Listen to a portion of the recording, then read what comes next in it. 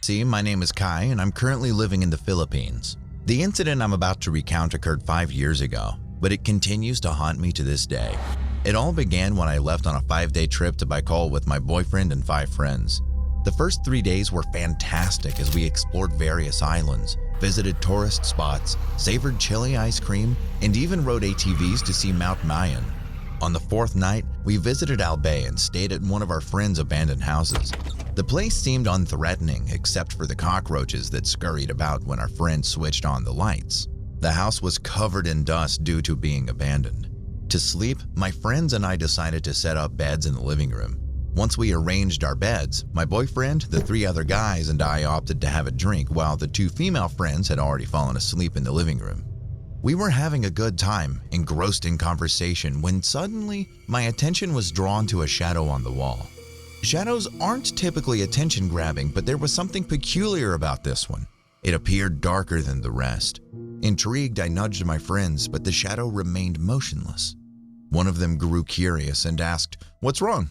I pointed at the shadow and said, "Whose shadow is that?" It dawned on all of us that the shadow didn't belong to any of us, and we were all stunned. Even as we stood up, the shadow remained unmoving, and after 30 seconds, it simply vanished. My friends and I were unsure about what exactly had happened.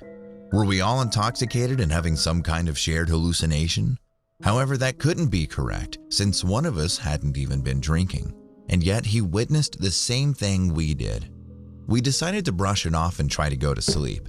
I lay beside my already fast asleep boyfriend, but I simply couldn't sleep that night due to what had occurred.